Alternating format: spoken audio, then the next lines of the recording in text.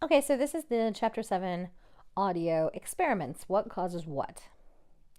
So in the chapter, we're going to talk about the logic of experimentation, variations in experimental design, variations in experimental context, the process of planning and conducting an experiment, and the strengths and weaknesses of experiments. So first, there's an example that they give in the book of research to kind of explain how a lot of these things work. So it focuses on research that theorized that prosecutorial misconduct might be more likely in serious cases because, quote, prosecutors succumb to increased pressure to convict. So they argue that if a prosecutor thinks the defendant is guilty, they might engage in misconduct, thinking that the ends justify the means. So their hypothesis was the greater the severity of a crime, the more likely that misconduct will occur from a prosecutor. So to test their hypothesis, the researchers carried out a laboratory experiment at the university, which called for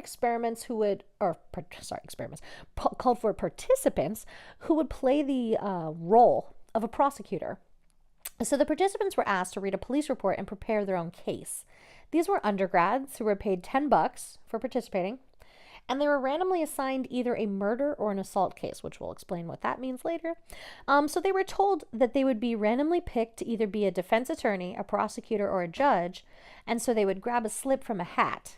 But in reality, all the slips said prosecutor on them, right?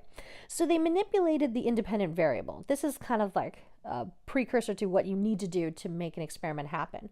So, there was a victim of a crime in one of these two scenarios. Either they were pronounced dead at the scene, the murder condition, obviously, or they had fully recovered from their injuries, which they were the assault case. So participants were asked to read a set of interviews obtained by police and compile questions that they would turn over to the defense. Because, of course, part of a prosecutor's job is to get the information and give information to the defense that could be used to defend their client, right? So misconduct happens when they don't turn over that information that might indicate someone else is at fault or someone else is guilty. That's where the misconduct is. So anyway, they're basically, they are supposed to read this police report, blah, blah, interviews from the police officers and compile a list of questions to give to the defense. So some questions, though, during these interviews pointed to the defendant's guilt, but other questions identified the victim's wife as a potential suspect. So the way they measured this dependent variable was they would look at the number of questions that implicated another suspect that were not turned over to the defense. So it's important to note that their hypothesis is looking at the relationship between crime severity and prosecutorial misconduct. So between two variables. In the experiment, the independent variable is manipulated, in this case, the severity of crime, which is followed by a measurable dependent variable, right? So in their example, this is prosecutorial misconduct, which they operationalized, in which questions you end up turning over to the defense. So participants are randomly assigned to the groups of either murder or assault, treating the two groups as the same. So we'll get into how those are the fundamental features of experimental research designs. So the logic of experimentation. So how do experiments meet the requirements of causal inference?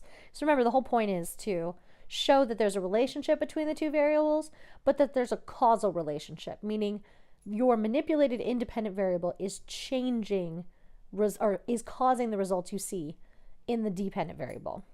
So association is just determined by whether an experimental condition it differs significantly on the dependent variable. So this would be, in the example, the group that got the murder case versus the group that got the assault case, to see if they differ significantly with the dependent variable, meaning the misconduct, which they measured as what questions you turned over, right?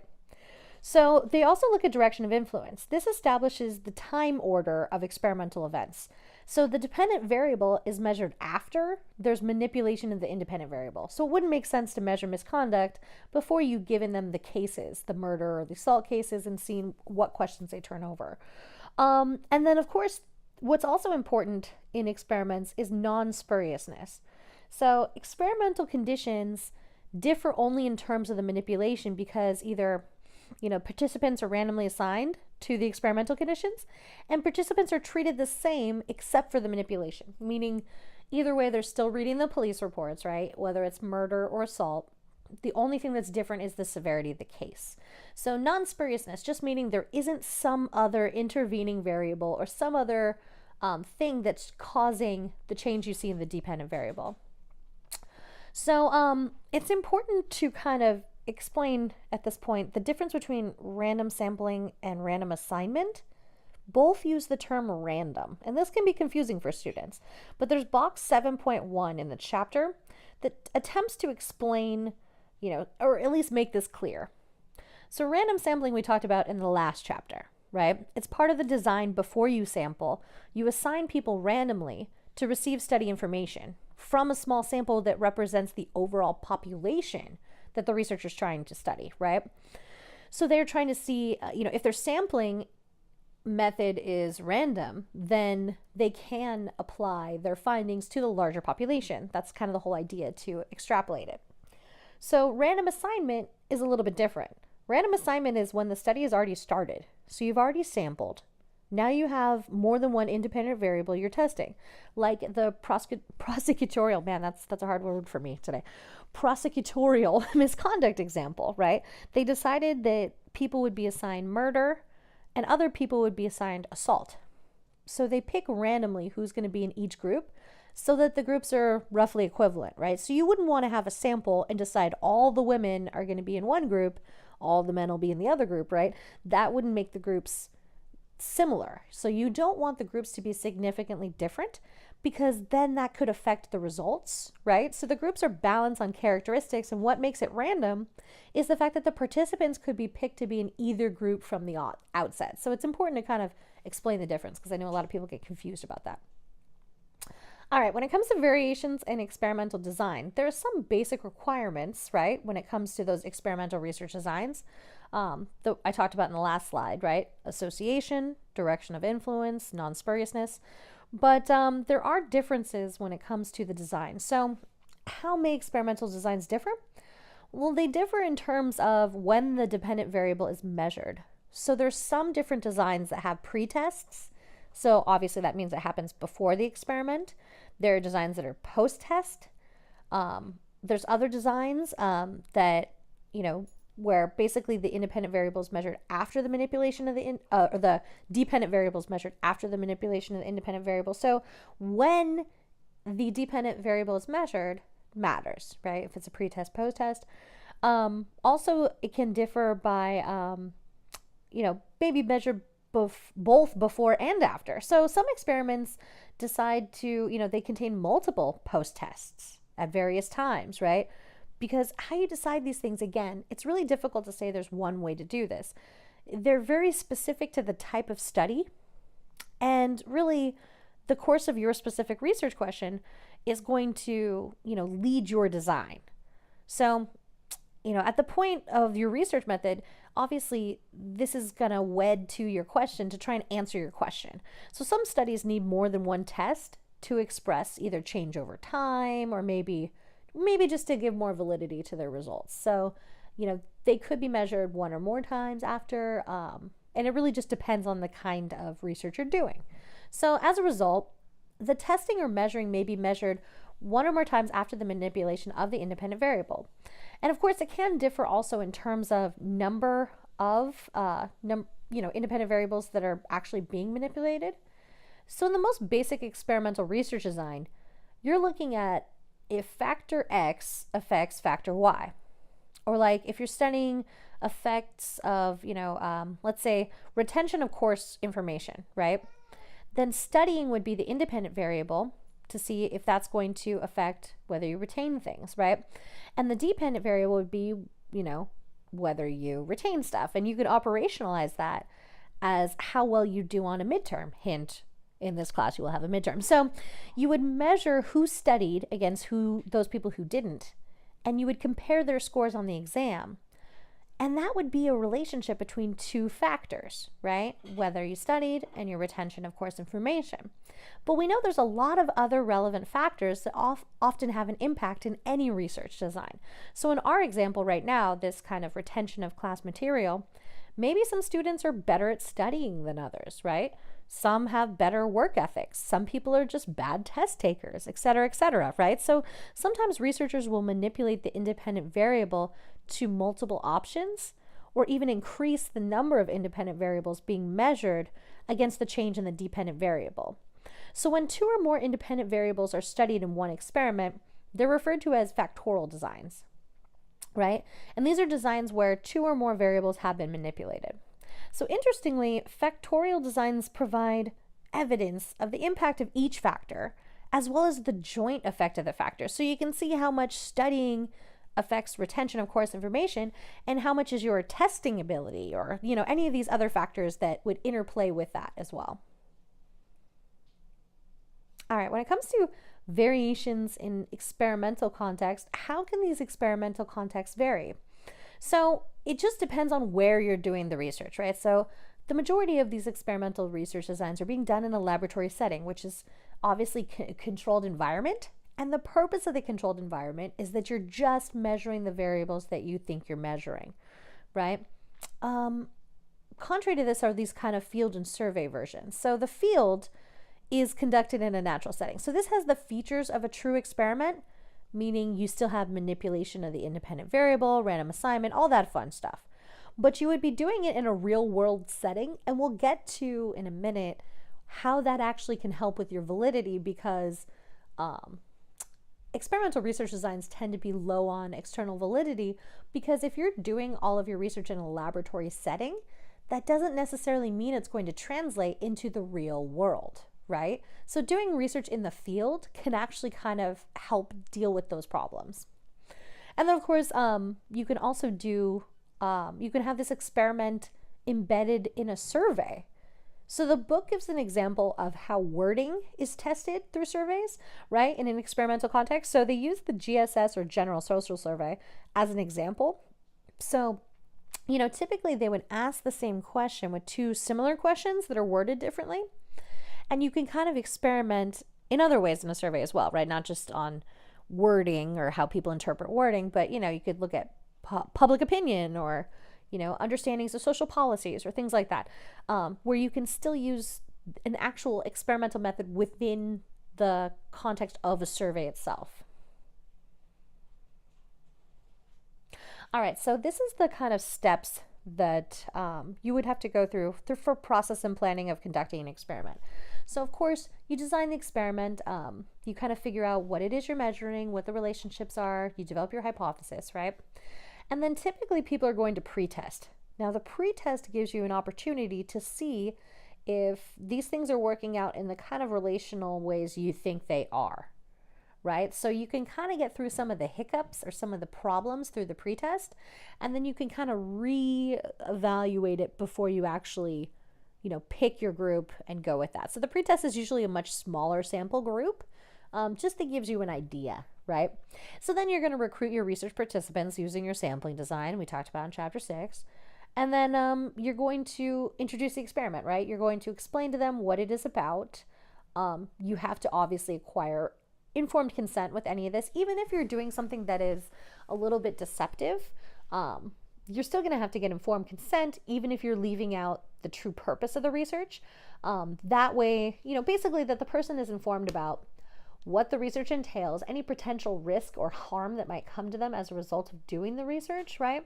And really, through informed consent, you tell them that at any point, if they want to leave the research, they are welcome to do so, which is a big part of, if we're using people as data, we have to respect them, right? We have to make sure we don't harm them or anything of that nature, and that they're warned about what their participation can do. So that's what the informed consent's all about, right? So then, at this point, in between, actually manipulating the independent variable and, explaining the experiment to your participants, you're going to randomly assign participants to different experimental conditions. So this could be putting them in a control group versus an experimental group. Like, let's say, they do this a lot in medical science where they will, let's say they're testing a new pill, right? And the effectiveness of a new pill. They'll have a control group that just gets a sugar pill, right? So they think they're taking a pill and they measure that against people that are actually taking the real medication. And that's kind of where we get that term, the placebo effect, right? The idea that sometimes people just from taking a pill all the time, even though it's just a sugar pill, think that that is affecting them. And that thought process, that like psychosomatic thought process, actually changes your body's functions. So they want to measure the difference between the experimental and the control group, because the control group is basically like, it should be at a baseline, right? But if you see measurable differences there, you can kind of weigh that against the changes you see with the actual independent variable in the experimental group and see what's actually happening there, right? So basically, you're going to randomly assign people to be in one of those conditions, either experimental group, control group, or if you have different variations of your, you're going to manipulate your independent variable, then, you're in the example in the book, the group that gets put into the murder group, or the group that gets put into the assault cases, right? So then you actually manipulate the independent variable, right? You set up those different criteria for your independent variable.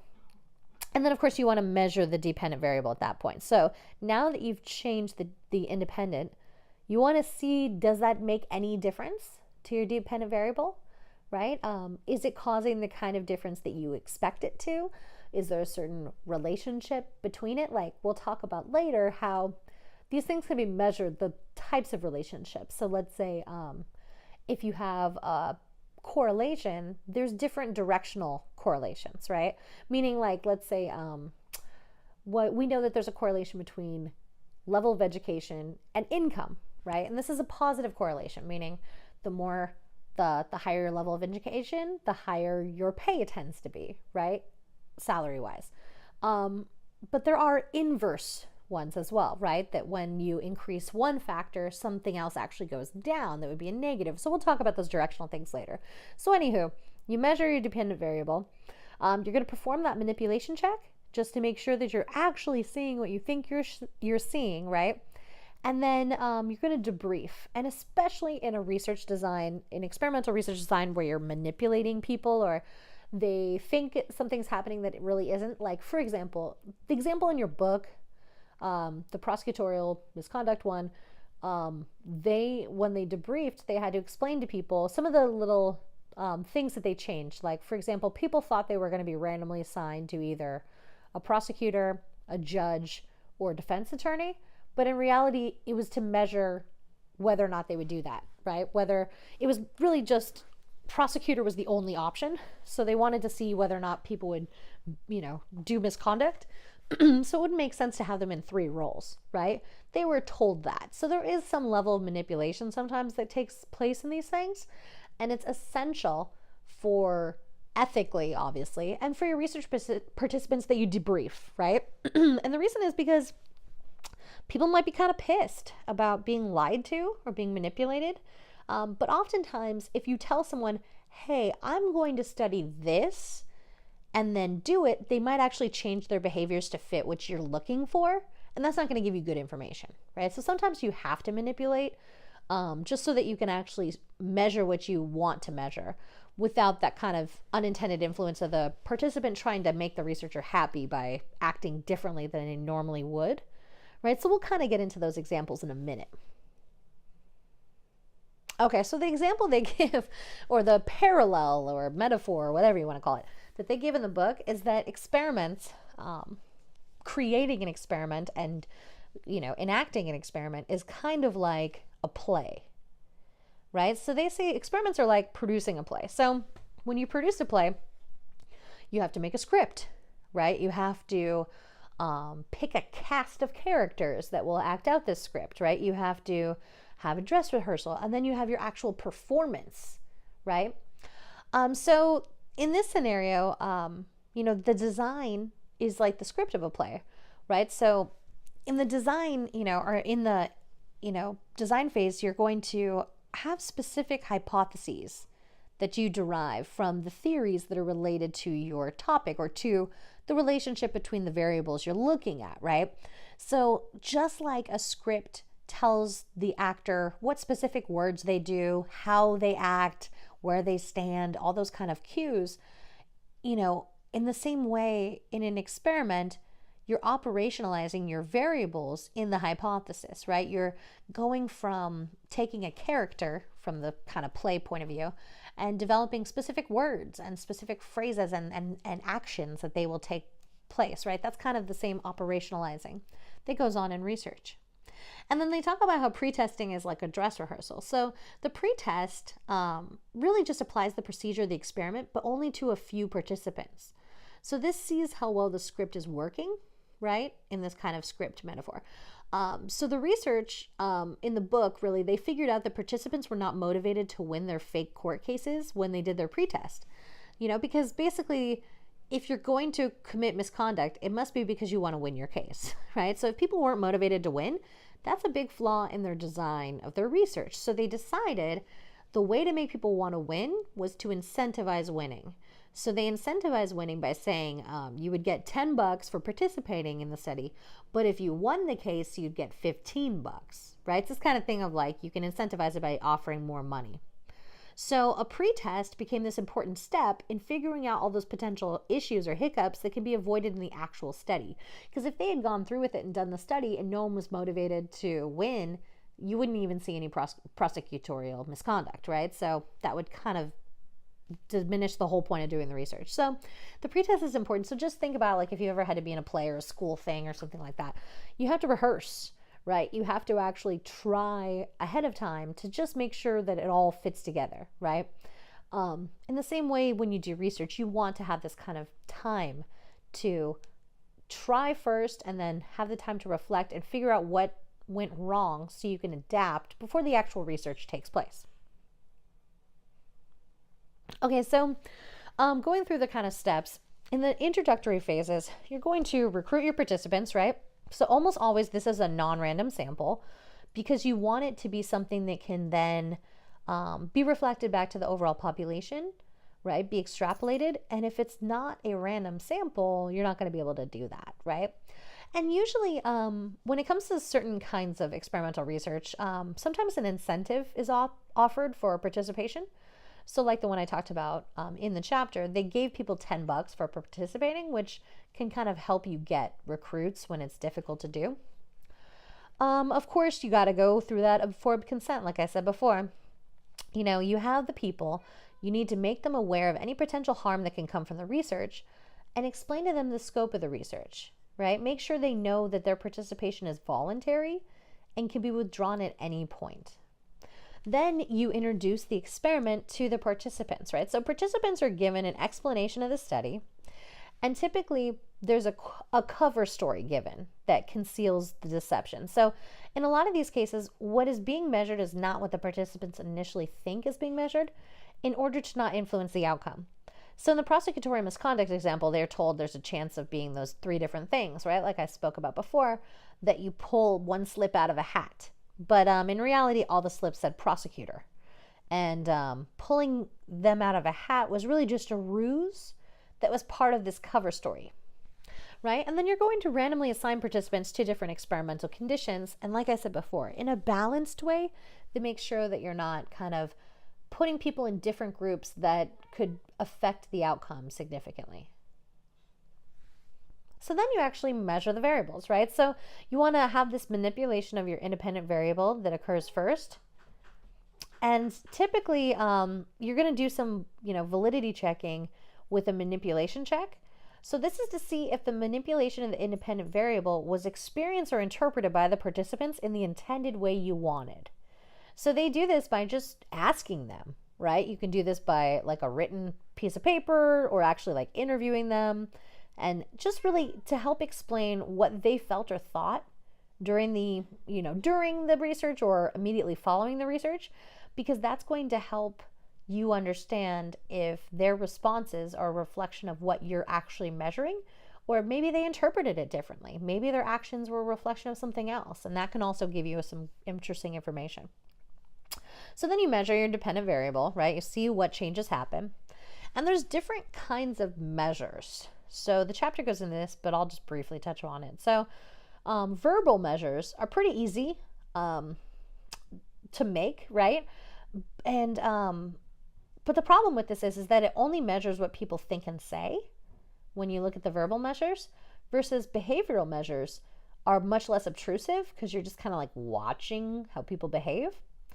And they tend to be more precise because people Sometimes they'll say things and that's not actually how they act, right? So there are strengths and weaknesses to kind of both approaches of that.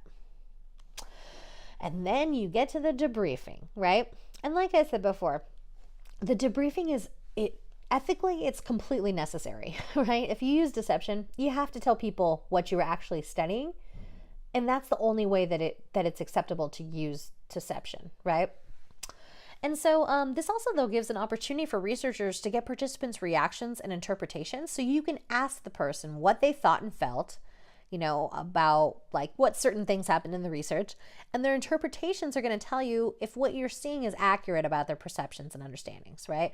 We have a really lucky thing in studying people is you can literally just be like, hey, is that what you thought was happening? What did you think was happening, right? To get a better sense of that, instead of just saying, oh, I put these variables together, I operationalized it this way, so therefore it is definitely measuring this. But what if that's not what people interpret, right? We do have the ability to interpret these things differently. So it's important to do this.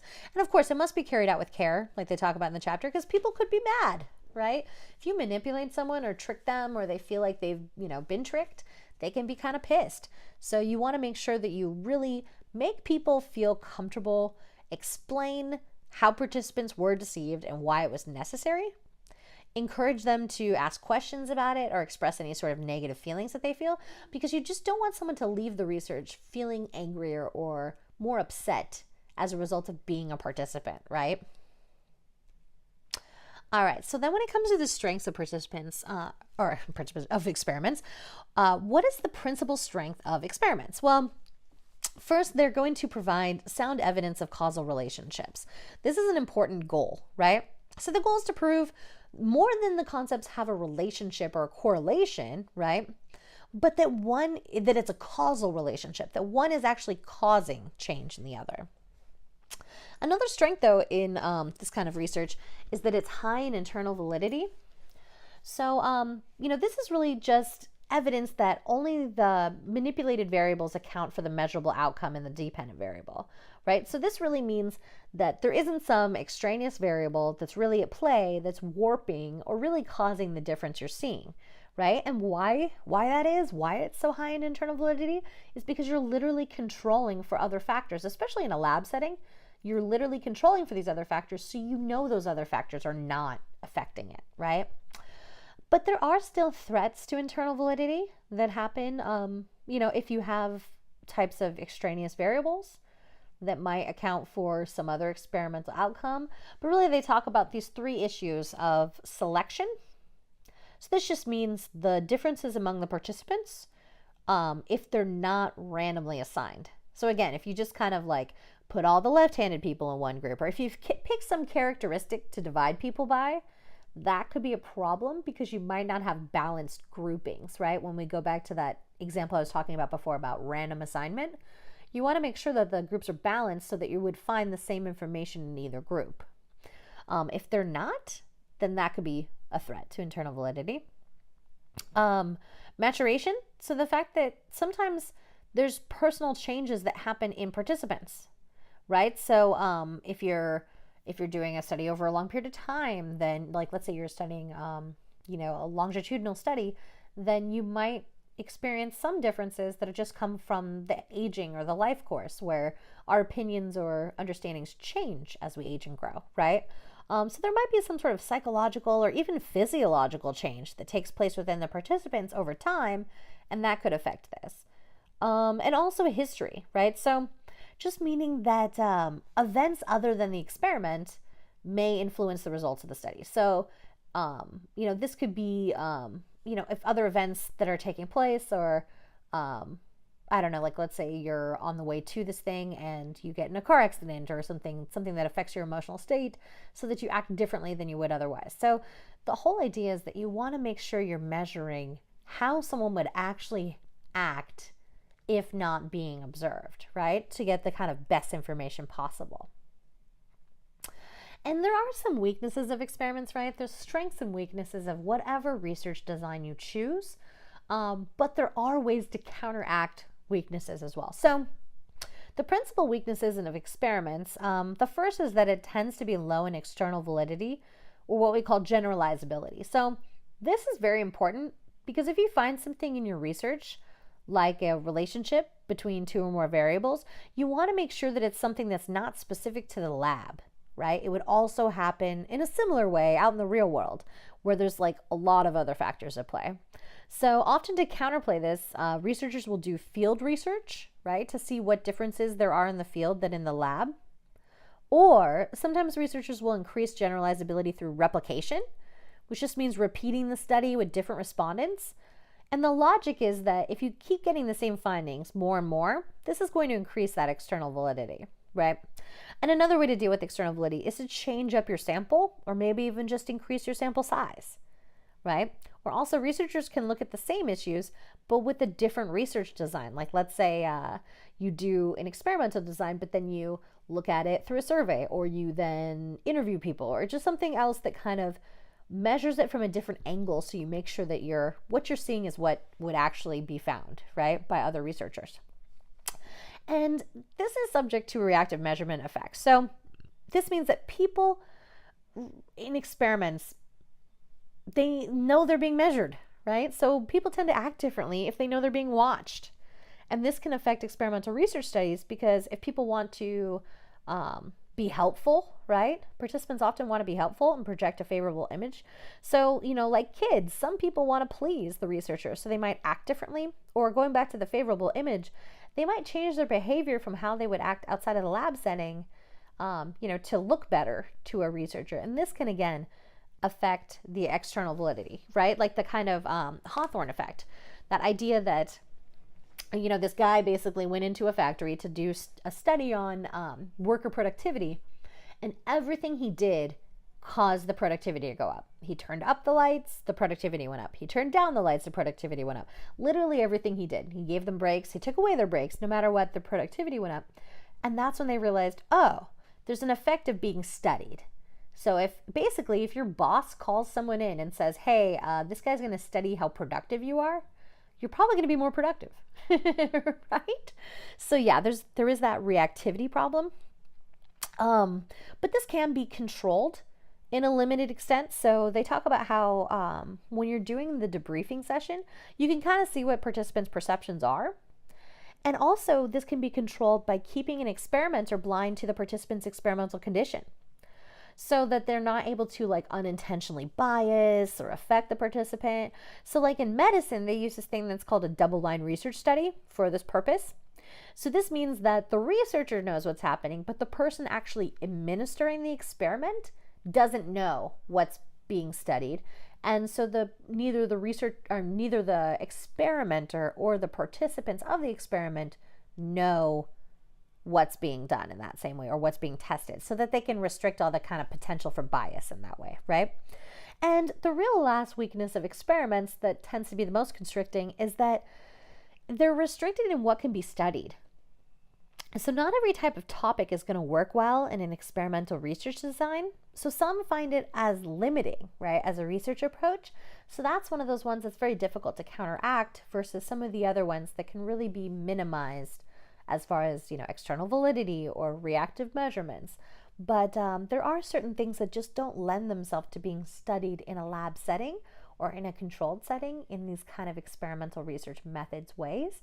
So that can be kind of another limitation or weakness of the experimental research design.